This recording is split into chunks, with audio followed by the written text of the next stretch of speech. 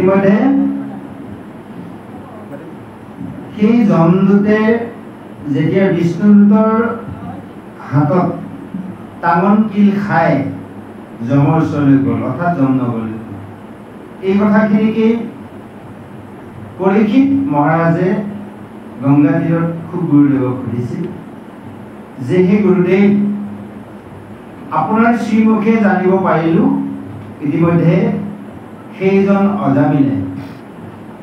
যমৰ হাতৰ পৰা ৰক্ষা পৰিল, অৰ্থাৎ নাৰায়ণ নাম লোৱা হ'ল। সেই যে যমদূতে টাঙন কিল খাই গুচি গ'ল, যিজনক মহাপাপী বুলি, অৰ্থাৎ তেওঁ পাপী আছিল, সেইজনকতো নিব নোৱাৰিলে। যমৰ ওচৰতনো কি গোচৰ দিলে বা যমে তেওঁলোকক কিবা সোধা নাইনে বাৰু? ইয়াৰ প্ৰশ্ন এতিয়া পৰীক্ষিতে খুব গুৰুদেৱক সুধিছে। ইয়াৰ ইতিমধ্যে আমাৰ চল্লিচন্দত প্ৰশ্ন কৰিলে আৰু এতিয়া পদচন্দে উত্তৰ দিবলৈ আগবাঢ়িছে। সেয়েহে কৈছে, হে ৰাজন পৰীক্ষিত, তুমি শুনা যে নামৰ মহিমা হ'ল বিপৰীত, মহাবিপৰীত। আৰু তুমিও কৈছা হে ৰজা, তুমি সঁচাকৈ মহাধন্য, কাৰণ তোমাৰ কৃষ্ণ কথা তোমাৰ ইমান তুমি আপ্লুত হৈছা কৃষ্ণ কথাত, তোমাৰ কি হৈছে শুনি থাকিলেও শুনিবলৈ ইচ্ছা যায়। মানে কিছুমান বস্তু চাবচোন, খালে ইমান ভাল লাগে, খাই থাকিবলৈ মন যায়। কিছুমান মানুহৰ কথা শুনি থাকিলে শুনি ভাল লাগে, কি ভাল কথাই কওঁ কিংবা বেয়া কথাই কওঁ। কিছুমান মানুহৰ ভাষা আৰু ইমান মধুৰ, তদনুৰূপ যে আজি পৰীক্ষিত এনে হৈছে কৃষ্ণ কথাৰ যিমান শুনিছে সিমান আৰু তৃষ্ণা বাঢ়ি গৈছে। সেইকাৰণে কৈছে যে তুমি সঁচাকৈ ধন্য হে ৰাজা, যে যমদূত আৰু বিষ্ণু কি কয় যমৰ কি সংবাদ হ'ল, কথোপকথন হ'ল, মই তোমাকো শুনা। যে সেই যমৰ নগৰত সেই যমৰ সভাত যমে নিজৰ ৰাজসিংহাত বহি আছিল আৰু তাতে এখন সভা বহিছিল, বিভিন্ন পাৰিষদ আছিল। সেয়ে কৈছে দশোপাশে চামৰ দোলে ক্ষীৰে শ্বেতছত্ৰ লিখে চিত্ৰগুপ্তে হাতত পাঞ্জীপত্ৰ। আমি যে প্ৰধান চিত্ৰগুপ্তে হিচাপ কিতাপবিলাক কৰে, এনে ওলাইছে চিত্ৰগুপ্তৰ হাতত সেইখন কিতাপ আছে, যিখনৰ দ্বাৰা আমাৰ প্ৰত্যেকৰ জীৱনৰ আমাৰ নামবোৰ তাত সোমাই আছে। কিন্তু আপোনালোকো আছে, নাভাবিব, সকলোৱে আছে। তাত হিচাপ কিতাপ হ'ব, তাত মাইনাছ প্লাছ কৰাৰ ব্যৱস্থা এয়া সাধুসংগতে আছে, ভাগৱত বা ভক্তি মাধ্যম। নহ'লে তাত নামবোৰ আমাৰ জন্মৰ লগত নামবিলাক ইন্দি হৈয়ে আছে, নিজে কৰা কৰ্মৰে তাৰপৰা নামবোৰ কটা যাব। সেইখন স্কুলৰ পৰা আমি নাম কাটিব লাগিব। সেইখন স্কুলত যদি পঢ়ি থাকোঁ তাহোন কিল খাই থাকিব হয়নে বাৰু? গতিকে তাহোন কিল নোখোৱাৰ ব্যৱস্থা হৈছে, এয়া হ'লে গুৰু ভকত হৈ আমি সাধুসংগ বা ভগৱতৰ নাম শ্ৰৱণ কীৰ্তন শ্ৰদ্ধাই কৰা। সেই কৈছে চিত্ৰগুপ্তই এনেভাৱে বহি তেওঁৰ হাতত এখন কিতাপ আছে, যিখন কিতাপত সকলো নামবোৰ ভৰ্তি আছে, অৰ্থাৎ পাপ পুণ্য কথাৰ হিচাপ কিতাপ হয়, আৰু তাতে ঋষি পাৰিষদ সকলেও আৱৰি আছে। আৰু সেয়ে কৈছে তাত থকা সেই যমদূতৰ সকলৰ এটা বিৱৰণ দিছে, হাতত লোহাৰ দাম আৰু তেওঁলোকৰ শৰীৰটো মানে কৈছে আঙাৰ বৰ্ণ, কলা খিটকটীয়া, চকুকেইটা ৰঙা হেলজেন লাইটৰ দৰে জ্বলি থকা। দেখিলে মানে এনেকুৱা লাগে, মানে দেখিলে জীৱ উৰি যাওঁ। কাৰণ এতিয়া আমি এটা অনুভৱ কৰোঁচোন বাৰু, কিছুমান বস্তু দেখিলে আমি যমৰ দূতৰ কথা পাতি দিওঁ, দেখিলে কেতিয়াবা গা উৰি যায়, হয়নে বাৰু? কিন্তু নাচোন কিছুমান বস্তু দেখা যায়, জীৱ দেখা যায়, সৰু সুৰাই হওক, কিন্তু যদি যমৰ দূতক দেখা যায়। সেই কৈছে দুই চকু ৰঙা আঙা বৰ্ণ কাই, বিকটৰ দৰ্শন ঘূৰ ৰাক্ষস পৰাই, দাঁতকেইটা একদম ৰাক্ষসৰ দৰে যেনেকুৱা ভয় থাকিব, দেখিলে ভয় লগা। আহক ইয়াৰ পিছত আৰু সুন্দৰভাৱে সেই যম আৰু যমদূতৰ সেই সভাত কি কথোপকথন হয় পিছৰ পদত দিয়া আছে, আহক আমি শ্ৰৱণ কৰোঁ।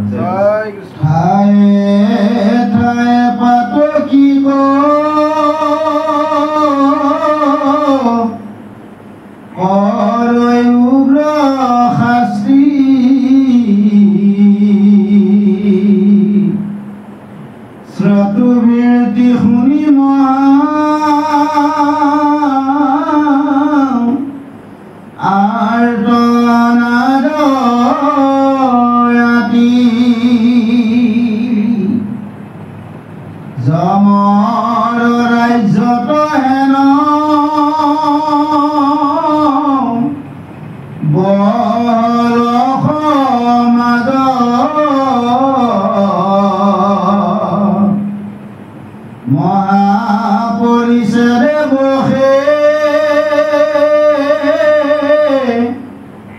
আছে ধৰ্ম ৰাজা সেই বেলা তিনি দুতে মহাপীৰা পায় কাহে সৰয় উশাহ খতমাতো নাই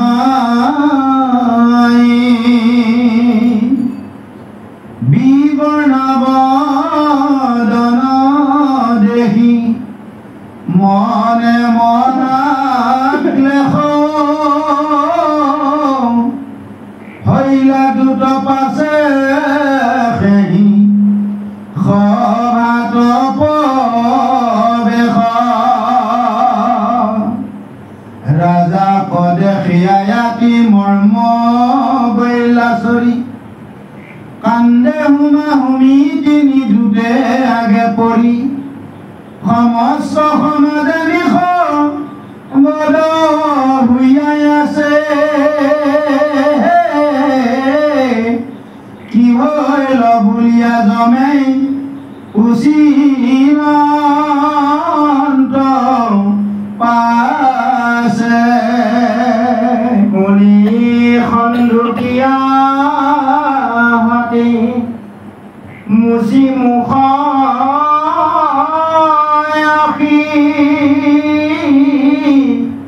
কান্দি কান্দি জমক দি লেক দুখ খাকি অৰাম পৰেও কাহিয়া লৈ ল আমাৰ শাক মাৰি লোকৰ কটনো আৰে আছে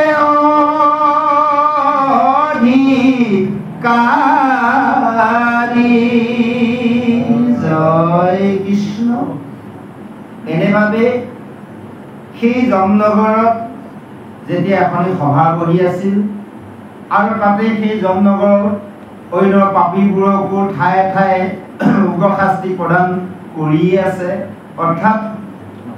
সেইখন স্কুলত ক্লাছো কৰি আছে ষ্টুডেণ্টবিলাকক পঢ়াই আছে ইফালে দুচাত ছাত্ৰী ইফালে আকৌ স্কুলৰ এখন কমিটি মিটিঙো চলি আছে যা অক্ষেনে সময়তে সেই জমদূত তিনিজনে যায় সেই সভাত উপস্থিত হৈছে ইতিমধ্যে এই যে বিষ্ণুৰ লগত তামোল খাই গৈ আছিল পোৱা নাই গৈ এতিয়া পাইছে গৈ মাত্ৰ আজি পাইছে তামোল গিল খাই সেই তেওঁলোকে গৈ এনেভাৱে ওলাইছে মুখত মাত নাই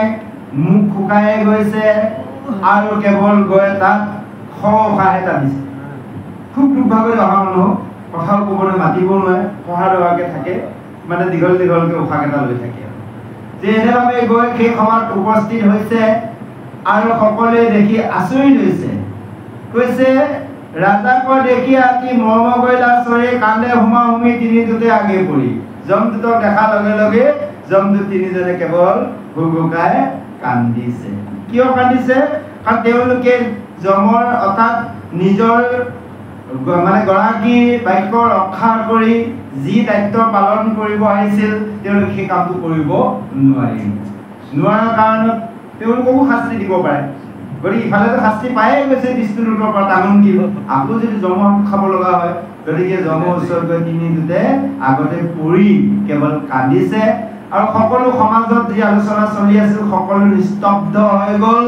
আৰু লাহেকৈ তেতিয়া যমে সুধিছে কি হ'ল তোমালোকৰ যে শুনি খন্দুকীয়া হাতে মুচি মুখ আঁকি যে যমে যেতিয়া সুধিলে কি হ'ল তোমালোকৰ লাহেকৈ তেওঁলোকৰ নিজৰ হাতে চকুলো মুচি কান্দি কান্দি যমৰ আগত এই কথাখিনি কৈছে যে হে প্ৰভু যে পৰেও আমাৰ আকৌ বস্তুবোৰ আনেহে কাঢ়ি লৈ কাৰণ সেই পাপী দায়িত্ব আছে যম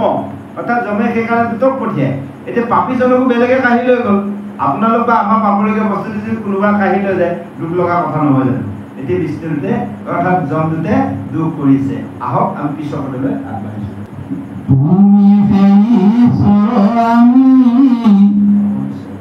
তুমি জানো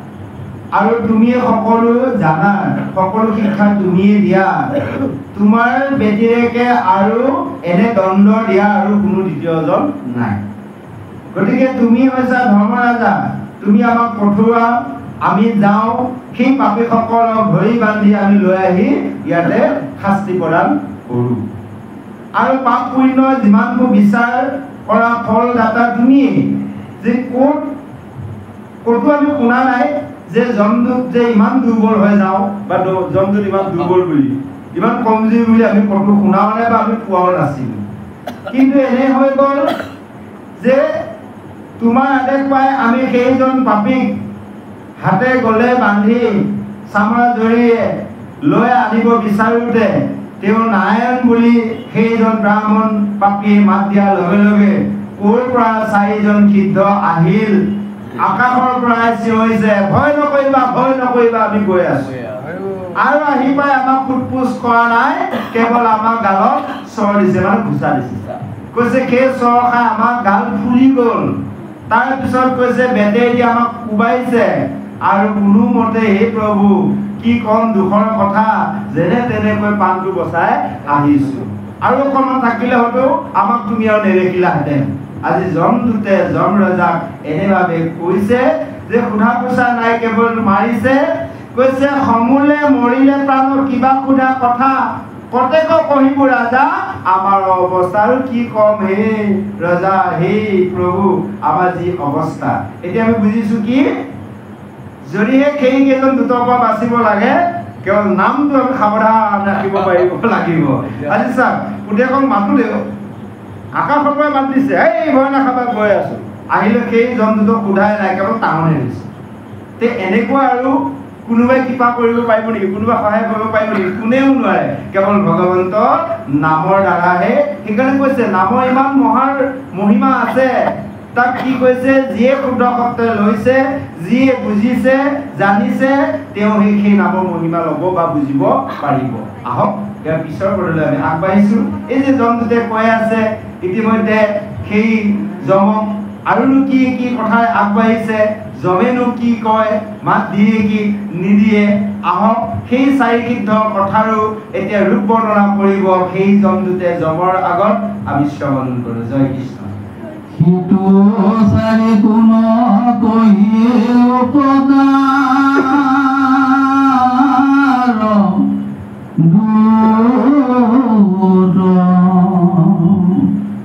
নতু দেখি হেন মহা ৰূপয়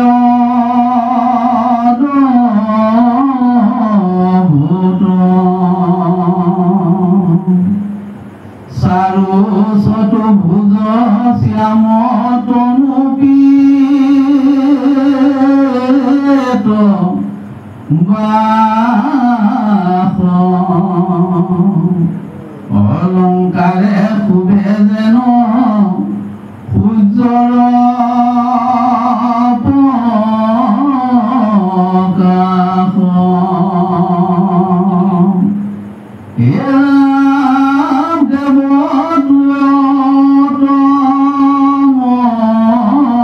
মহা সুকুমাৰ বেশ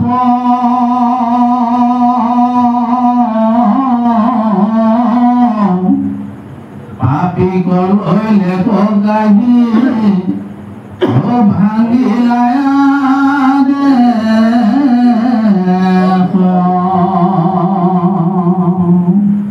এৰাম তোমাক বুলিলা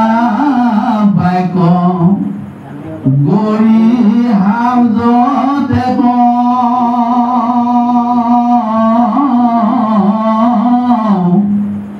মোৰ মুখে প্ৰভুতা কহিব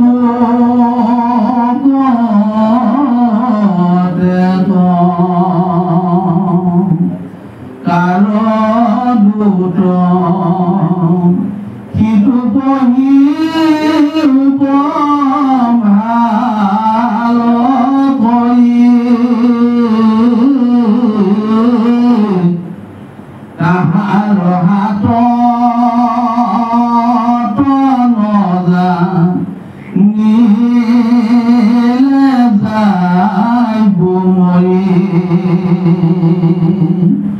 নিচিনিলে নষ্ট হব ইবাৰ মুখমুলি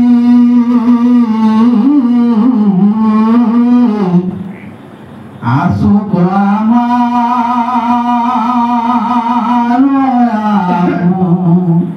নাৰু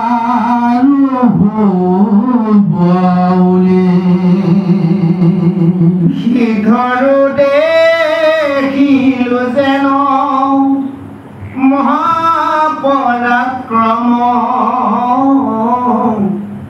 জানো কুটিয়ে ক ইন্দ্ৰে নুহিবে কম এ ৰাম ৰাম দেশবে সহিতে যেনে লগায়া বিপদ অৱশ্যে তুমি হইবা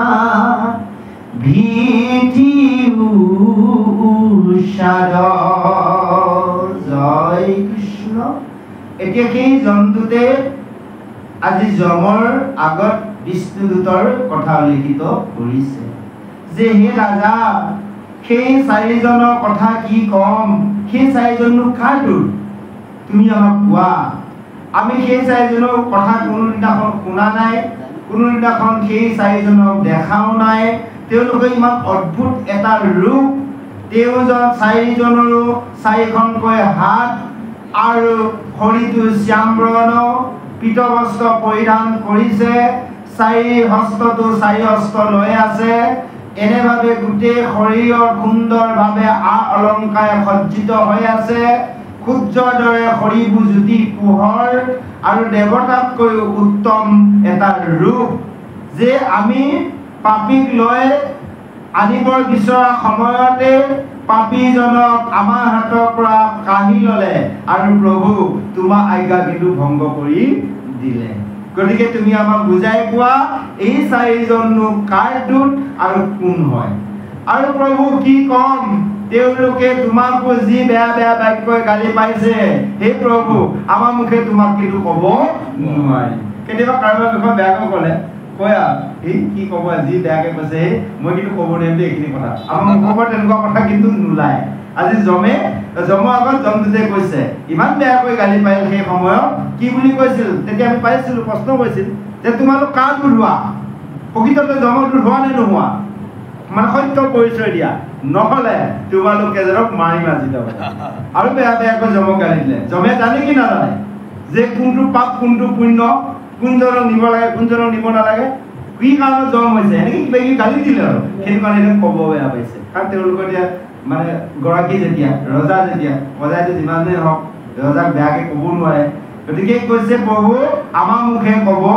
নোৱাৰিম। আৰু কাৰ দূত সিটো পঢ়িও ভাল কৰি সেই চাৰিজন কাৰ দূত এই কথাটো আমাক ভালদৰে বুজাই কোৱা। কাৰণ আমি চিনি নাপালে কেতিয়াবা আকৌ বিপদত পৰিম, কাৰণ সেইকেইজন আমি চিনি পোৱাটো ভাল। সেই সিদ্ধ কেইজনো মহাপৰাক্ৰমী, কিন্তু প্ৰভু যদিহে তুমিও তেওঁলোকৰ লগত যুদ্ধ কৰা তোমাৰ গোটেই পৰিয়ালকে উচ্ছেদ কৰিব বুলি কৈছে। আজি যমক কৈছে, আৰু সঁচাকৈ হয়, কাৰণ চাৰি সিদ্ধ জমদূতে একো কৰিব নোৱাৰে, জমদূতেও পৰাজয় হ'ব। সেইকাৰণে কৈছে প্ৰভু যদি তুমিও তেওঁলোকৰ লগত কাজিয়া কৰা তোমাকতো মাৰিবই, তোমাৰ বংশ পৰিয়ালকে নাশ কৰিব। এনেভাৱে আজি জমদূতে যমক কৈ আছে সেই বিষ্ণুদূতৰ কথা। আহক ইয়াৰ পিছত আৰু সুন্দৰভাৱে আগবাঢ়িছে, আমি শ্ৰৱণ কৰোঁ। জয় কৃষ্ণ।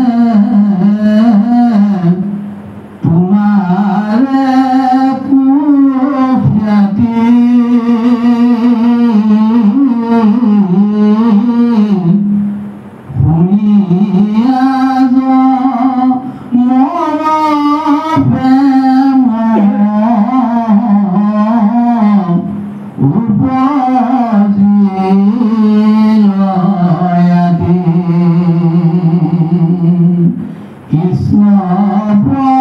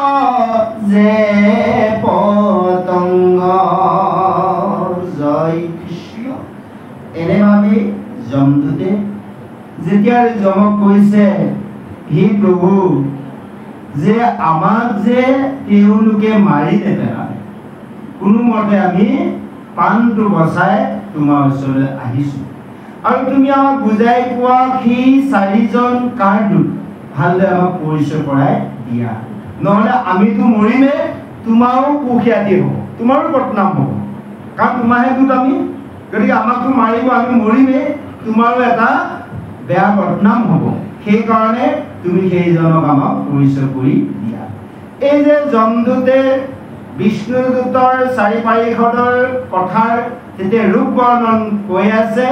ইফালে যম ৰজাই সেই কথাখিনি শুনি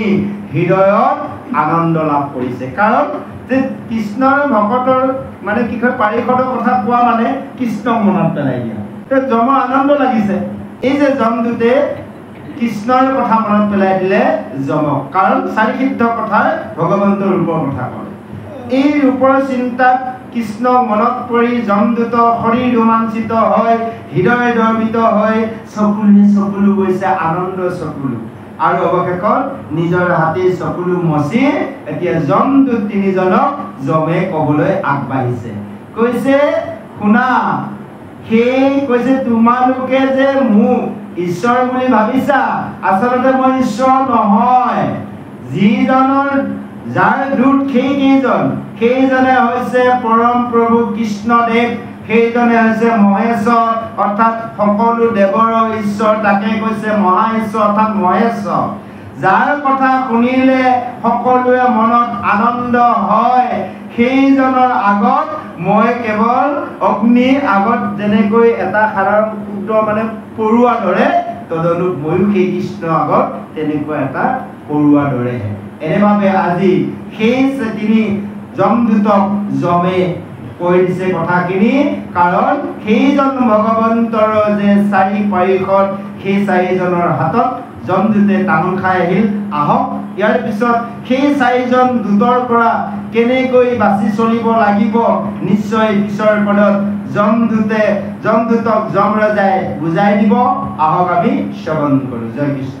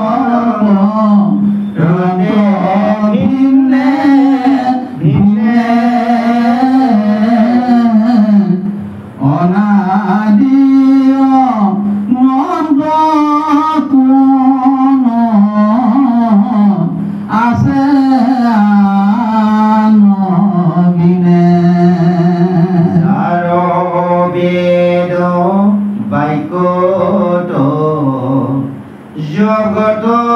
ভৈল বনি যেন নাক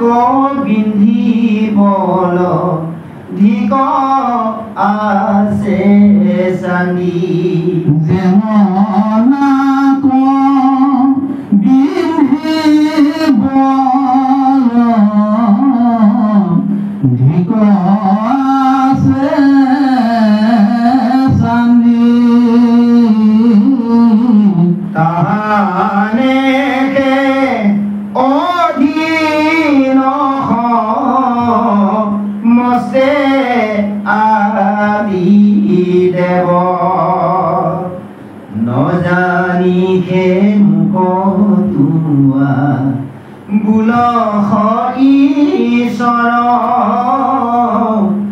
মূল জাত অধিকাৰ শুনিও কিংকৰ অৰাম সংসাৰত আছে জীৱ জন্তু যত মানে নকৰো সাহ বাপু শাস্তি জানা বিয়মানে মনুষ্য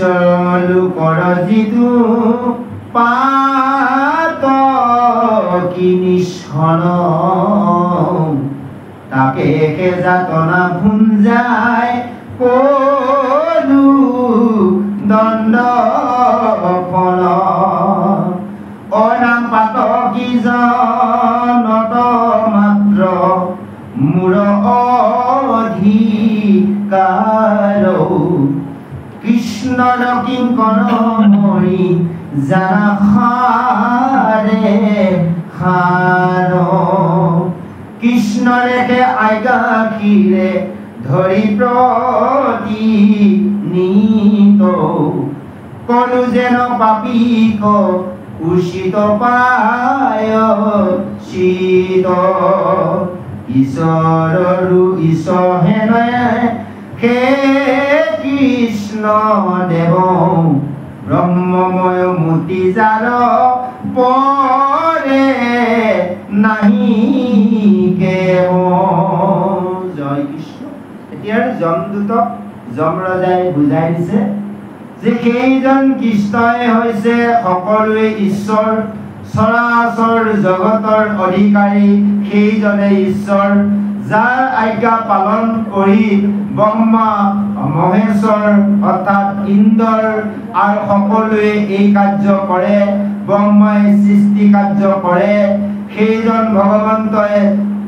বাক্য পালন কৰি এনে কৰ্ম কৰে যাৰ মুখ বাক্যত বেদ যি বেদৰ দ্বাৰাৰ জগত সকলোৰে বন্দী হৈ আছে জগতখন যেনেকৈ মানে কি হয় আপোনাৰ এই বলদ গৰুক নাক ফুটুৱাই দিয়াৰ দৰে তদনুৰূপ সমস্ত দেৱসমূহক সেইজন ভগৱন্তই নাক ফুটাই ধৰিছে তাৰ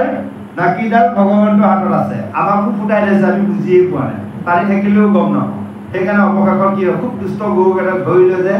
ভালদৰে শাস্তি দিয়ে তাহোন বিল দি বান্ধি বান্ধি সেই জন্তুতে দিবগৈ নি অৱশেষত আমাক আমি তাৰমানে কেনেকুৱা হৈছে জানে দমৰা গৰু ধৰিছোঁ নাক ফুটাই দিয়া গৰু হোৱা নাই আমি তাৰমানে এনেকুৱা হৈ আছোঁ গতিকে ইয়াৰ নাক ফুটোৱাৰ ব্যৱস্থাটো হৈছে আমাৰ কি যেতিয়া আমি গুৰু আশ্ৰয় গ্ৰহণ কৰোঁ সেইদিনাখনৰ পৰা আমাৰ নাক ফুটোৱা হ'ল মানে ভকত যিদিনাখন হ'ল সেইদিনাখন নাক ফুটি ল'ল যেতিয়া আমি ভকত হোৱা নাই তেতিয়াহ'লে কি হৈছে জানে মানে নাই দমৰা গৰু আছে নাকটো ফুটোৱা গৰু যিমানে গলত ৰছী জৰি নলগাওঁ টানি তুলি ফুটি উভালি ছিগি ভাঙি ক'ৰবাত কিবা জগ লগাওঁ যেতিয়া আমাৰ কি হৈ গ'ল গুৰু আশ্ৰয় ল'লোঁ জানি ল'ব সিদিনাখনৰ পৰা সেই গৰুটোক নাক ফুটাই দিয়া হ'ল আৰু সেইদিনাখনৰ পৰা সাৱধান তাৰমানে কি হয় নাকিডাল লাগিয়ে থাকিব ক'ৰবালৈ গ'লে ওলাই ইয়াত যাব নোৱাৰিব তাৰমানে যেনেকৈ এয়ালত পুতি থৈ দিয়াৰ দৰে কাম কৰালৈ ভাবিব লাগিব এইটো বেয়া ঠাইত যাব নেকি কাৰণ মই ভকত হ'লো নহয় হয়নে বাৰু এই ভাৱনাটো মানে সেইডালে হ'লে নাকি সেয়ে কৈছে সমস্ত দেৱসমূহক সেই বলদ গৰুৰ দৰে নাক ফুটাই থৈ দিছে তাৰ নাকিডাল আছে ভগৱন্তৰ হাতত ভগৱন্ত কৃষ্ণই যেনেভাৱে কৰিবলৈ কৈছে সমস্ত দেৱই তেনে কৰ্ম কৰিছে আৰু তোমালোকে শুনা কৈছে নাজানিহে তোমালোকে মোক ঈশ্বৰ বুলি কৈছা মই ঈশ্বৰ নহয় সেইজন ঈশ্বৰ মই চাকৰহে এই সংসাৰত যিমান জীৱ-জন্তু আছে তোমালোকে জানি লোৱা সেই অন্য জীৱসমূহক শাস্তি প্ৰদান কৰা অধিকাৰ আমাৰ কাৰোৱে নাই কেৱল মনুষ্যসকল ভিতৰত যিসকল মহাপাপী এইসকলকহে আমি ধৰি বান্ধি আনি এই আমাৰ জমনগৰত তেওঁলোকক আমি দণ্ডবিহিত কৰোঁ অন্য কাৰোকো আমি দণ্ডবিহিত কৰা আমাৰ খাদ্য শক্তি বা অধিকাৰ নাই সেই কৈছে পাতকী জনমাত্ৰ মূৰ অধিকাৰ কৃষ্ণৰ কিংক মই জানো খাৰে খাৰ পাপীসকলৰহে মোৰ অধিকাৰ ময়ো যে কৃষ্ণৰ চাকৰ এই কথাটো তোমালোকে ভালদৰে জানি ল'বা কৃষ্ণকে আজ্ঞাৰ পালন কৰি মই প্ৰতিদিনাখনে এই কাৰ্য কৰিছোঁ কাৰণ পাপীসকলক বিচাৰি বিচাৰি মই শাস্তি কৰাৰ ব্যৱস্থা কৰিছোঁ এইটো হ'ল জমদায়িত্ব কৃষ্ণৰ বাক্য কৃষ্ণৰ আজ্ঞা দিছে দায়িত্ব দিছে কেৱল কি কৰা তোমাৰ কাম হ'ল প্ৰতিদিনাখনে ক'ত ক'ত পাপী আছে আৰু চিত্ৰকূটৰ লগত দিছে তুমি চাই দিবা কাৰ সময় হৈছে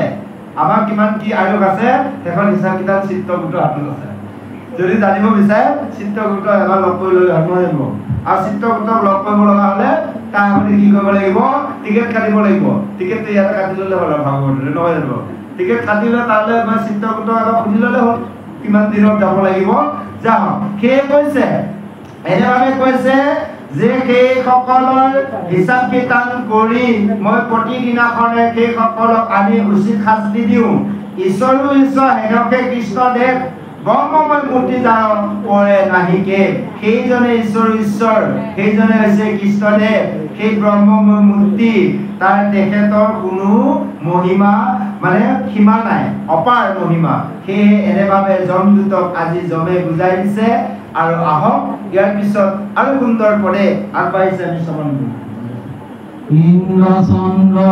ব্ৰহ্মা বহ্নি শিৱ সূৰ্য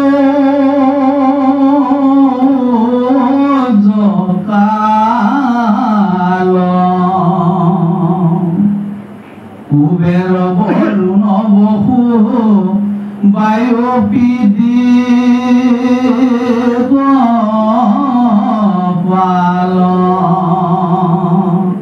এলাম যত প্ৰজাপতি মই আদি যত দেৱ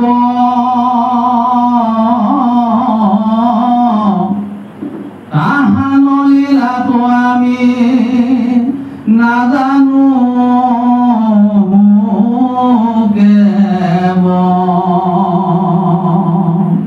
মহাৰিষি সবে যাৰ মায়াৰে মোহিত নাজানন্দ ঈশ্বৰ কৃষ্ণত যাৰ চিন্দ্ৰ এলাম কান্ত নাজানিবা পাৰে আন কোন নৰে একে শৰণীয়া অ ভকত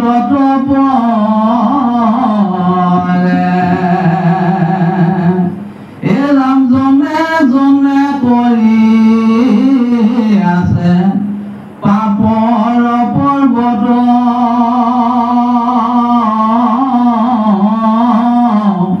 হিয়া তথা কন্দে যিটো নুহি কেবে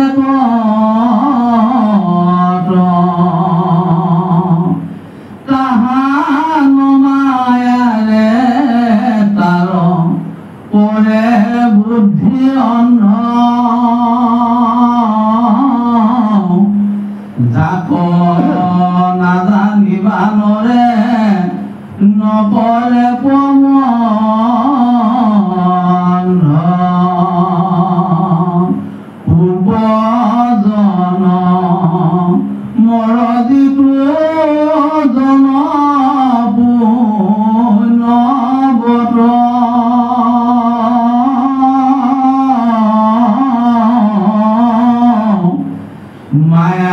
কেতৰি যিটো পুৰুষ মহন্ত সিজনে ধৰে কৃষ্ণ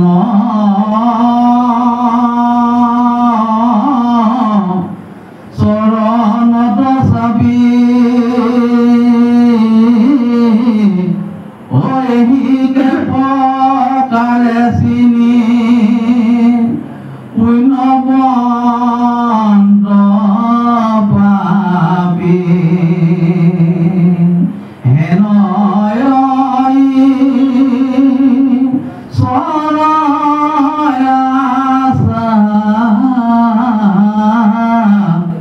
জগতকে ব্যাপী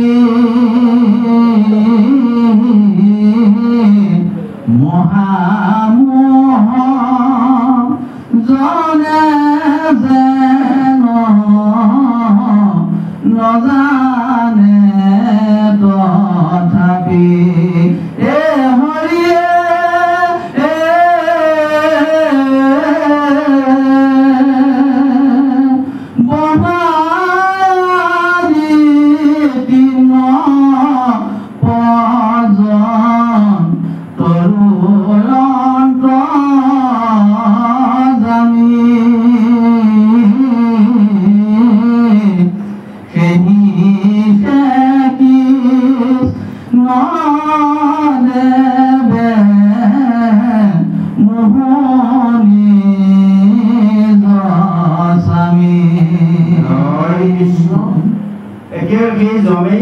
জমদূতক কৈছে যে ইন্দ্ৰ চন্দ্ৰ ব্ৰহ্মা অগ্নি শিৱ সূৰ্য কাল কুবেৰ বৰুণ বসু বায়ু দিকপাল যিমানবোৰ প্ৰজাপতি আছে সকলোৱে সেইজন ভগৱন্তৰ লীলা আমি কোনেও নাজানো আৰু মহাভাৰত ঋষিসকলেও সেইজন ভগৱন্ত মায়াৰ বশৱৰ্তী হৈ কৰ্ম কৰি আছে আৰু তেওঁলোকে সেইজন ঈশ্বৰ কৃষ্ণৰ কথা ভালদৰে নাজানে আৰু সামান্য মনুষ্যসকলে কি জানিব পাৰে সেয়ে কৈছে কেৱল যিজনে একশৰণীয়া ভকত হৈছে সেইজনে কিন্তু কৃষ্ণৰ মহিমা কথা জানে কিন্তু যিয়ে এক কৃষ্ণক ভজনা কৰি আছে সেইজনে কিন্তু কৃষ্ণৰ কথা জানে আমি যদি বহুবোৰ দেৱতাক ভজনা কৰি আছো আমিও তেতিয়াহ'লে কৃষ্ণক জনা নাই কাক কৈছে যিয়ে জানিছে মানে যিয়ে একশৰণীয়া হ'ব পাৰিছে এই কৃষ্ণক বুজিব পাৰিছে আজি ভাগৱত শাস্ত্ৰই কৈছে সেইজনে কিন্তু কৃষ্ণক কথা বা মহিমা জানিব পাৰিছে সেয়ে কৈছে জন্মে জন্মে যিসকলে পূৰ্বত পাপ কৰি আহিছে সেইসকলৰ কেৱল পাপে বিয়াজ হৈ আছে সেইসকলৰ যদিও ভগৱন্তই প্ৰত্যেকৰ হিয়াতে আত্মাৰূপে হৃদস্থিতি হৈ আছে তথাপিতো কিন্তু সেইজন ভগৱন্তক দেখা নাপায় কাৰণ পাপ যে ভৰি আছে আমাৰ তাৰ লেতেৰা ভৰি আছে লেতেৰা লাগি থাকিলে আমি বস্তু এটা আকৌ দেখা পাম যেনেকৈ দাপোনখনত লেতেৰা লাগি থাকিলে নিজৰ মুখখন নেদেখে তাক চাফা নকৰালে কেতিয়াও দেখা পোৱা নাযায় গতিকে চাফা কৰাৰ ব্যৱস্থা হৈছে আমি ভকত হ'ব লাগিব আৰু ভাগৱত শাস্ত্ৰৰ কৃষ্ণ কথাৰ সাধু সংগত একান্তভাৱে শ্ৰৱণ কীৰ্তন কৰিব লাগিব তেনেহ'লে জানিব লাহে লাহে আমাৰ সেই লেতেৰাবোৰ মানে নাশ হৈছে অৰ্থাৎ আমাৰ পাপবোৰ নাশ হৈ গৈছে সেইকাৰণে কৈছে জন্মে জন্মান্তৰ পূৰ্বতে যিসকলে পাপ কৰিছে সেইসকলৰ হৃদয়ত থাকিলেও ভগৱন্তক কেতিয়াও দেখা নাপায় আৰু সেইসকলে কেৱল মায়াতে অন্ধ হয় বুদ্ধি ভ্ৰষ্ট হয় আৰু যাক জানিবা নকৰে প্ৰবন্ধ যিজনক জানিবলৈ আমি মনুষ্যসকলে চেষ্টাই নকৰোঁ তাৰ ব্যৱস্থাই নলওঁ এই পূৰ্বৰ পৰা কৰিয়ে আছে সমাজ চলি আছে কিহৰ কথা আছে হ'ব এনেকৈ চলি যাম তেতিয়া আমি তাতে যাব লাগিব শাস্ত্ৰত আছে বেদে কৈ আছে যে আমি কি কৰোঁ আমি তাৰ প্ৰতি যত্ন নলওঁ কাৰণ আমি যত্ন ল'ব লাগিব চেষ্টা কৰিব লাগিব ভগৱন্তক জানিবলৈ মায়াক দৌৰিবলৈ সেইকাৰণে কৈছে পূৰ্বৰ জন্মত যিসকলে পুণ্য সঞ্চয় কৰিছে সেইসকলে কিন্তু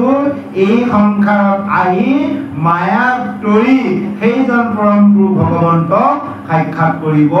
পাৰে সেই কৈছে কৃষিজনে ধৰে কৃষ্ণ চৰণ চাপি এহিকে প্ৰকাৰে চিনি পুণ্যবন্ত পাপি যে এই প্ৰকাৰে তুমি পুণ্যগন্ত পাপীক তোমালোকে চিনি পাবা যিজনে কৃষ্ণ চৰণত চাপি ধৰে সেইজনে পুণ্যগন্ত সেইজনক চিনি পাবা আৰু কৈছে হেন ঈশ্বৰ আছা জগতৰ ব্যাপী মহামূঢ়জনে যেন নজানে তথাপি যে সেইজন ভগৱন্ত ঈশ্বৰে জগতত ব্যাপী আছে কিন্তু মহামাৰ মূৰ্খসকলে এই কথাটো কেতিয়াও নাজানে যদি আমি জনা নাই আমি মহামূৰ্খ কাকো কোৱা আমাৰ নিজকে কৈ আছে যদি আমি সেইজন ভগৱন্ত জগতত বিৰাজমান হৈ আছে সমস্তৰ হৃদয়ত হৃদয়স্থিতি হৈ আছে জীৱ জগতত এই কথাটো যদি আমি জানা নাই আমি এজন মহামূৰ্খ সেই কৈছে ব্ৰহ্মাৰ আদি কৰি যিমানবোৰ তিন্ন পৰ্যন্ত হ'ল ভগৱন্তই অন্তৰ্যামী যে ব্ৰহ্মাকে আদি কৰি তিন্ন এডালত থকাৰো সেই জীৱটো হৈছে ভগৱন্তই আত্মৰূপে হৃদয়স্থিতি হয় আছে সেই কৈছে সেইকে কৃষ্ণদেৱ মুহুৰৰ নিজৰ স্বামী সেইজনে কৃষ্ণদেৱ সেইজনে মূল স্বামী স্বামী শব্দ অৰ্থ হৈছে গৰাকী অধিকাৰী যাৰ আজ্ঞা পালন কৰি মই আজি কৰ্ম কৰি আছো যে সেই যদি ক'ব বিচৰা যে সেই চাৰিজন ক'ৰ পৰা আহিল যে কৃষ্ণ বাৰু জগতৰ ঈশ্বৰ জানিলো তোমাৰো বা গৰাকী জানিলো সেই যে পাপীক আনিবলৈ যাওঁতে আমাক মাৰি খেদি পঠোৱা সেই চাৰিজন সিদ্ধটো কোন তাৰ বিষয়ে এতিয়া ক'ব বিচাৰিছে আহক আমি আৰু কথা শুনা খাব ধানে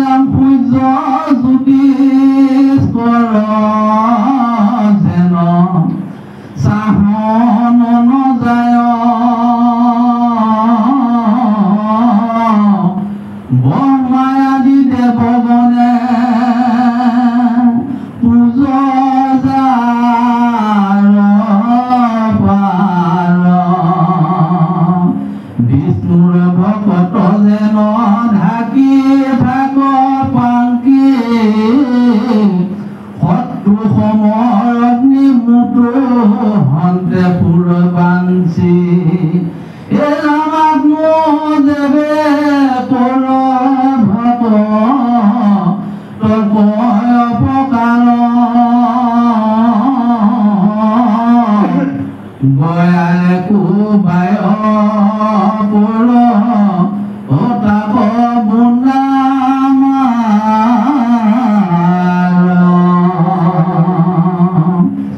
এলাম হেন বাবু লিবি হইব বিষ্ণুভূত কি সর্ব কইলে হেন ও মহায়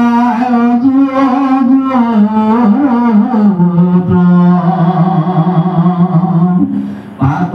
কি কৰা হিয়াই আমাৰ কমাৰ পানে তাহাৰ সিদ্ধান্ত দ্ৰুত শুনা সাৱধানে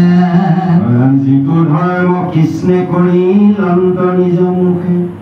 অৰঞ্জাক জানি নৰে তৰে সংসাৰ সুখে ভিগুৱাৰী ঋষি যত জগত পৰীক্ষাত মহাসিদ্ধ অবুজাক জানে খাইকাত অৰঞ্জসুৰ দিশ পাল আনু অসুৰ আসুৰ গণে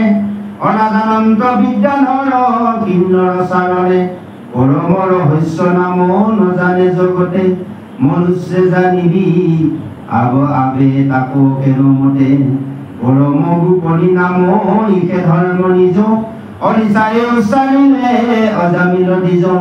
হইলা তথাপি তুলসীটো পাত পাপ মুকুট অৰাখিল তাহাকে তাকো চাৰি বিষ্ণু দূত সমস্তে দেৱৰ ৰাজা জানা নিশ্চে হৰি তানৰ নামে ৰাজা যত ধৰ্ম উপকৰি অৰাম সমস্তে পাপক উচ্চাৰণতে কৰে ক্ষয় অয় নকৰিবি দ্ৰুত তৰি অয় নামত সংশয় জয় কৃষ্ণ এতিয়া এনেভাৱে সেই যমদূতক যমে কৈছে যে সেই চাৰিজন যে তোমালোকে যে তামোলকিল খাই আহিলা যদি কোৱা যে সেই চাৰিজন যে আমাক তামোলকিল দি পঠিয়ালে সেই চাৰিজনক কোন যেনেবা ঈশ্বৰ কৃষ্ণ তোমাৰ গৰাকী জানিলো সেই চাৰিজন কোন এতিয়া কওঁ শুনা সেই চাৰিজন হৈছে যেনেকৈ তোমালোকে মোৰ আজ্ঞা পালন কৰি পাপীসকলক বিচাৰি বিচাৰি আনি শাস্তি কৰা আৰু সেই চাৰিজন হৈছে ভগৱন্ত কৃষ্ণৰ দূত আৰু তেওঁ কৃষ্ণৰ দায়িত্ব দিছে তেওঁলোকক যে যিসকলে মোৰ নাম ল'ব সেইসকলক তোমালোকে বিচাৰি বিচাৰি ৰক্ষা কৰিবা একেটাই কথা তোমালোকৰ কাম হৈছে পাপীক লৈ অহা আৰু তেওঁলোকৰ কাম হৈছে ভকতক ৰক্ষা কৰা যে সেই চাৰিজন কৃষ্ণৰ বাৰীখন আৰু সেইকাৰণে কৃষ্ণৰ সমান তেওঁলোকৰ দেখাত মানে কৃষ্ণ শৰীৰ ৰূপ বৰ্ণ আৰু তেওঁলোকৰ চতুৰ্ভুজ চাৰি অস্তৰ আৰু তেওঁলোকৰ আঁঠুতলৰ আজানুল অম্বিকৰ বনমালাৰ আৰু তেওঁলোকৰ নপুৰ ৰঞ্জিতৰ এনেভাৱে সেইজন কৃষ্ণৰ সদৃশ সেই তেওঁলোক হৈছে ভকতৰ বৎসল সেইকাৰণে তেওঁলোকে ভকতক ৰক্ষা কৰি ফুৰে আৰু তেওঁলোক চাৰিজনৰ লক্ষ্য কোটি দীৰ্ঘ অৰ্থাৎ দীৰ্ঘগজৰ বলক সমান বল আছে মানে আমাৰ এই আঠটা দিশত আঠটা মানে দিগ্গজ আছে হাতী সেইকেইটা পৃথিৱী ধৰি আছে এইটো মানে শাস্ত্ৰসন্মত সেইকেইটা অকণমান গা লালে আমাৰ কি হয় আপোনাৰ ভূমিকম্প গতিকে এই এজনে আঠ দিশত আঠটা হস্তি আছে নহয় সেই তেনেকুৱা বোলে কোটিটাৰ হস্তি সমান বল এজন সিদ্ধ গাত আছে সেইকাৰণে কয় এনেভাৱে কৈছে আৰু তেওঁলোক স্বভাৱ হৈছে বিষ্ণুৰ সদৃশ আৰু তেওঁলোকৰ শৰীৰ জ্যোতিটো হৈছে সূৰ্যৰ দৰে তেওঁলোকক কোনেও চাব সহজে নোৱাৰে যাক নেকি সেই চাৰি সিদ্ধকো ব্ৰহ্মাৰ দেৱগণেও পূজা কৰে সেয়াই হৈছে বিষ্ণু ভক্তসকলক তেওঁলোকে ৰক্ষা কৰি ফুৰে কৈছে আনু দেৱে কৰয় ভকত উপকাৰ গদাৰে কোবাই কৰয় তাকো গুণ্ডামাৰ যদিহে কোনোবাই ভকতক অপকাৰ কৰে ক্ষতি সাধন কৰে তেনেহ'লে সেই চাৰি সিদ্ধই গদাই কোবাই তেওঁ বোলে মাৰে সেইকাৰণে ভকতৰ দুখৰ পৰা বাচিব ভকতজনক আমি এজন ভকতক দুখ লগালে ভকতজনে একো নকৰে, কিন্তু সেই চাৰি সিদ্ধ বজাব আজি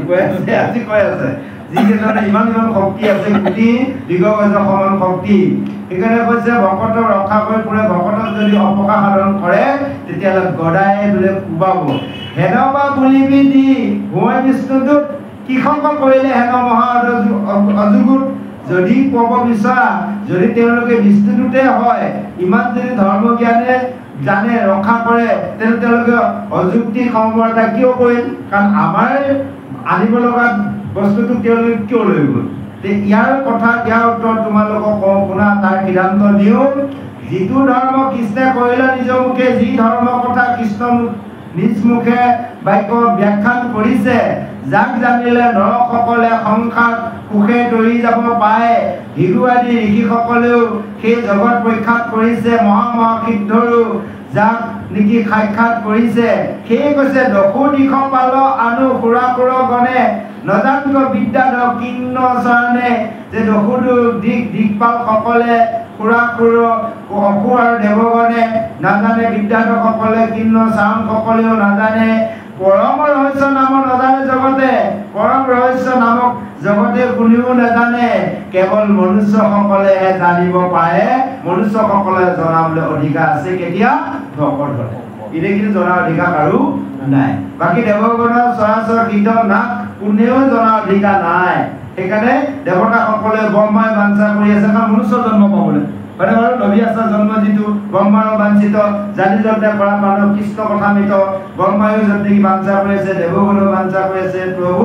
যে কলি যুগত ভাৰতবৰ্ষত এবাৰ মনুষ্য জন্ম দিয়া, নাম ল'ম আৰু গুচি আহিম। বিচাৰিয়ে আছে, যদি মনুষ্য জন্ম দিয়ে আমাৰ দৰে সেইকেইটা মায়াত কৰিবলৈ নদী ঘটিব।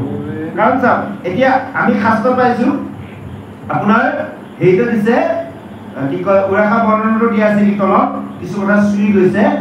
যে কথা হ'ল কি, আমি মনুষ্যসকলে যে এতিয়া মনুষ্য জন্ম পালোঁ, আমি এনেভাৱে 84 লক্ষ যোনি ভ্ৰমণ কৰিলোৱে, আমি দেৱতাৰ অসুৰৰ পৰা সকলো জন্ম লাভ কৰি আহিছোঁ, আমিও দেৱ হৈ আহিছোঁ। এটা এটা সময়ত আপোনালোক আমি সমস্ত কোনোবা ব্ৰহ্মা হৈ আহিছোঁ, সৃষ্টি কাৰ্য কৰিছোঁ। এই যে জন্ম পাব বিচাৰি আছিলোঁ, সেইকাৰণে কলি যুগত জন্ম দিছে। এই জন্মত যে এতিয়া মায়াৰ নদী হয়, ভগৱন্তৰ আমি পাহৰি গৈছোঁ। কিন্তু আমি ভগৱন্তৰ পৰা আজ্ঞা লয় মনুষ্য জন্মলৈ আমি আহিছোঁ এই ধৰণৰ নামত, কিন্তু আমি ভগৱন্তক পাহৰি গ'লোঁ। কাৰণ এইটো আমাৰ ডাঙৰ দুখ। সেইকাৰণে শাস্ত্ৰৰ শ্ৰৱণ কীৰ্তন সাধু সংগত থাকি শ্ৰদ্ধা কৰিব লাগে। কাৰণ এনেভাৱে শাস্ত্ৰত সুন্দৰভাৱে লিখিছে। যাওক, সেয়ে শেষত কৈছে যে মনুষ্যসকলে জানিব পাৰে পৰম গোপনীয় নাম, এয়াই হৈছে নিজৰ ধৰ্ম। অনিচ্ছাই উচ্চাৰিলে অজামিল নিজৰ, অনিচ্ছাতে যদিও সেইজন অজামিলে উচ্চাৰণ কৰিলে, হৰিলে তথাপিতো সেইটো পাপৰ মুকুট, তথাপিতো সেইজন পাপৰ পৰা মুক্তি পালে আৰু সততে আহি মুহূৰ্ততে সেই চাৰি বিষ্ণু পাৰিষদে ৰক্ষা কৰিলে। সমস্ত দেৱৰ ৰাজা জানা নিশ্চয় হৰি, সমস্ত দেৱতাৰ ৰজা হৈছে সেইজনে হৰি। আৰু তেওঁৰ নাম লোৱাৰ লগে লগে সকলো ধৰ্মৰ উপস্থিত হৈ যায় আৰু সকলো পাপ নাশ হৈ যায়। উচ্চাৰণ কৰাৰ লগে লগে যে নকৰিবি দুটৰ দুনা নামত সংশয়, যে সেই মোৰ দূৰ শুনাৰ তোমালোকে নামত আৰু কেতিয়া সংশয় নকৰিবা। ভগৱন্তৰ নাম কোনোবাই জানি লওক, নাজানি লওক, ইচ্ছা কৰি লওক, অনিচ্ছাতে লওক, সেইজনৰ ওচৰলৈ যাব লাগে নালাগে পিছত ক'ব আৰু যাব নালাগে বুলি। যাওক, আজি এই অধ্যায় ইমানতে সামৰি পৰিছে। অকণমান এটি উপদেশ আছে, উপদেশতে অধ্যায়টো পৰিব। অকণমান যদি সময় 5 মিনিট হ'ব, ঠিক আছে। শুনা সভা সদসম মহাভাগৱত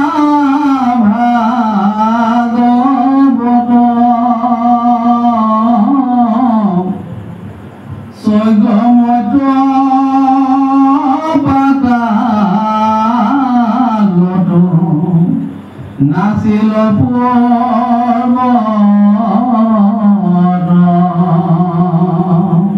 বৈকুণ্ঠ শাস্ত্ৰৰ তাত নতু শুন কেবে জানিল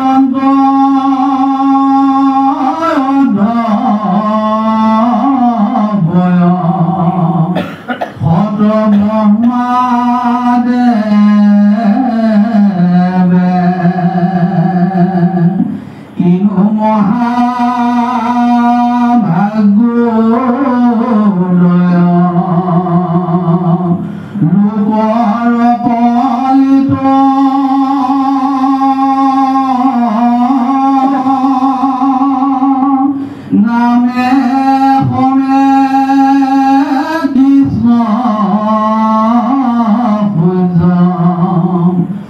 ভয়ন্ত বিদিত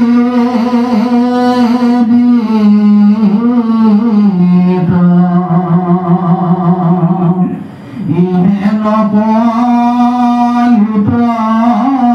যিটো নভয়ায়ু ধান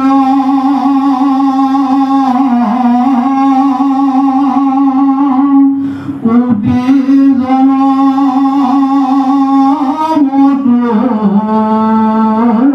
জনমতাৰ নাহিলে নিস্তাৰ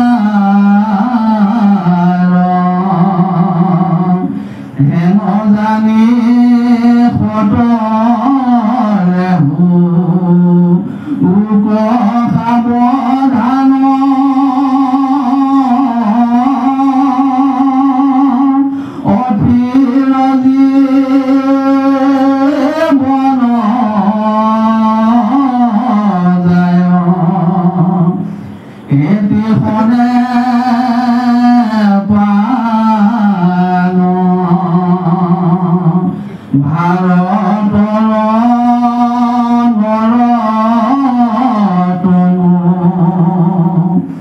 নপাই বাসে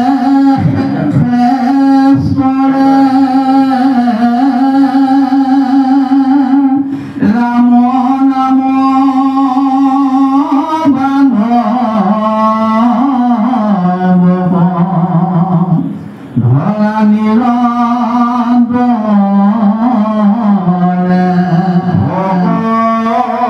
ভকতক কৃপায় কৰিত দেৱ হৰি যশ বিস্তাৰিলা দৈৱ হিত অৱতৰি এহি যশ গুণ নাম গাইব মাত্ৰ মুখে এতেকে মুকুতি পদ পাইব মহাসুখে অ ৰাম কৃষ্ণৰ বাক্যত আবে কৰিও প্ৰত্যেৰ মৰিৰে লাগে আকৌ জানিবা নিশ্চয় মৰণ সম্বল নাহি বিনে হৰি নাম মাৰি নিৰন্তৰে নৰে গুলালা ৰাম কৃষ্ণ শংকৰ গুৰু হৰি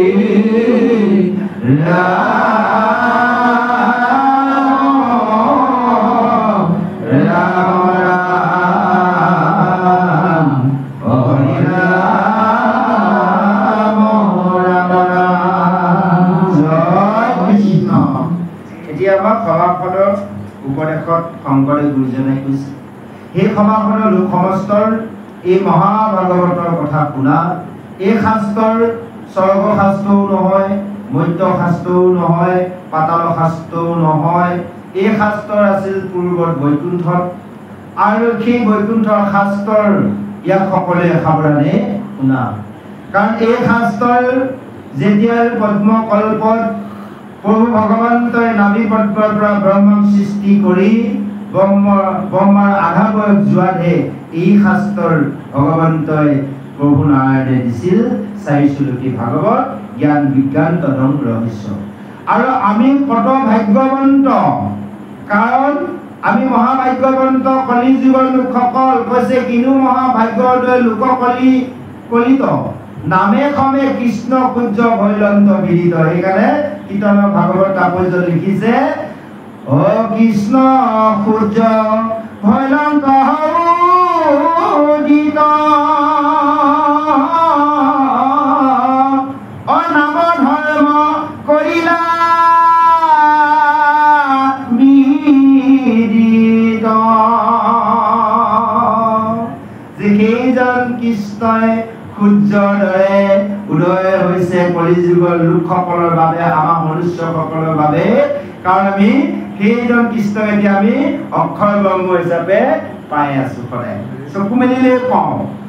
আৰু আমি মুখত ল'লেও পোৱা ব্যৱস্থা আছে গতিকে সেইজন কৃষ্ণক আমি কেতিয়াও এৰিব নালাগে সেইকাৰণে কৈছে ইহেন কলিত যিটো নভৈল উদ্ধাৰ এই কলি যুগত যিজনে উদ্ধাৰ নাপালে কোটি জনমতো সেইজনৰ নিষ্ঠা নাই কেৱল সেই জমৰ লগত জমালহী হ'ব লাগিব সেইকাৰণে কৈছে হেনতে আমি সতৰে হুয়ো সাৱধান অৰ্থীয় জীৱনত যায় কেতিখনে প্ৰাণ এই কথাখিনি জানি সকলোৱে অতি সোনকালে সাৱধান হোৱা এইটো জীৱন অথিৰ জীৱন কোন মুহূৰ্তত যাব কোনো ঠিকনা নাই সেইকাৰণে কৈছে অথিৰ ধন জন জীৱন যৌৱন হয়নে বাৰু এতিয়া ধনটো আমি গৈ পাইছো কেতিয়াবা পাইছো কেতিয়াবা আহিল লগতে নাইকিয়া হৈ যায় হিচাপটো থাকি যায় হয়নে বাৰু এতিয়া লাহে লাহে প্ৰভুসকলে জানে যৌৱন এটা পালে এতিয়া যৌৱন গ'ল ক'লৈ গ'ল এই যে জীৱনটো যাব এইটোকে ভাবকচোন বা বেলেগলৈ যাব নালাগে ধনকেইটা যেনেকে আহে যায় হয়নে বাৰু নিজৰ এগৰাকী ছোৱালী জন্ম দি ডাঙৰ দীঘল কৰিলে সিও গ'ল বোলে কাৰোবাৰ গ'লে চবতে পাই আছে এই জীৱনটো গুচি যাব এই কথাটোকে আমি ভাবি লওঁ সেইকাৰণে কৈছে যে এই কথাটো জানি এই জীৱন কোন মুহূৰ্তত যাব ঠিকনা নাই গতিকে এই ভাৰতবৰ্ষত নৰতনু মনুষ্য এটা যে ৰূপ মানে জন্ম পাইছা আৰু দ্বিতীয়বাৰ পাম বুলি কেতিয়াও নাভাবিবা আৰু ৰাম নামক নিৰন্তৰে গলত বান্ধি লোৱা সেই কৈছে ভকতক কৃপায় কৰিল দেৱ হৰি যশ বিস্তাৰিলা দৈব কি অৱতৰি ভকতক কৃপাৰ কৰিবলৈ কলি যুগৰ লোকসকলক তৰিবলৈ সেইকাৰণে দাপৰৰ শেষত কলি আদ্যত সেইজন ভগৱন্ত কৃষ্ণই দৈৱকী পুত্ৰ ৰূপে অৱতাৰ ধাৰণ কৰি যি লীলা কৰি থৈ গ'ল তাকে যদি আমি শ্ৰদ্ধাৰে শ্ৰৱণ কীৰ্তন কৰোঁ তেনেহ'লে আমাৰ কলি যুগৰ লোকসকল আমি তৰি যাব পাৰিম সেয়ে কৈছে এহি যশ গুণ নাম গাইব মাত্ৰ মুখে এতেকে মুকুতি পদ পাইবা মহা সুখে যে এই ভগৱন্ত যগ গুণকে যিজনে মুখে গাব সেইজনে যে মুকুতি পদ পাব আনন্দৰ মনেৰে ইয়াত কোনো সংশয় নাই সেয়ে কৈছে কৃষ্ণৰ বাক্যত আবেগ কৰিও প্ৰত্যয় মৰিবেক লাগে আকৌ জানিবা নিশ্চয় গতিকে আমি মৰিবও জানিব লাগিব সেইকাৰণে কৈছে ৰাম নামে কাম নাই কৃষ্ণ নামে মৰা হৰি নামে গতি নাই কি নামে তৰা এই যে কৃষ্ণ নামৰ নাম মৰিব দিছে সেইকাৰণে কৈছে প্ৰত্যেকজনে আমি কৃষ্ণ বাক্য অৰ্থাৎ কৃষ্ণ বুলিহে মৃত্যুবৰণ কৰিব লাগিব সেইকাৰণে এতিয়াৰ পৰা অভ্যাস কৰি আমাৰ লগত গলত কৃষ্ণ নাম থাকিলে মুখ মেলাৰ লগে লগে ওলাই আহিব সেইকাৰণে কৈছে মৰণ সম্বল নাহি হৰি নববিনে মৰণৰ সময়ত ধন হৈছে কেৱল হৰি নাম ব্যতিৰেকে অইনৰ ধনেৰে মৃত্যুক জয় কৰিব নোৱাৰি এই কথাটোকে মানি সকলোজনে নিৰন্তৰে নিশব্দ হৈছে পানী দৰে সকলোৱে কি কৰা উচ্চ ৰাম নাম উচ্চাৰণ কৰা জয় কৃষ্ণ।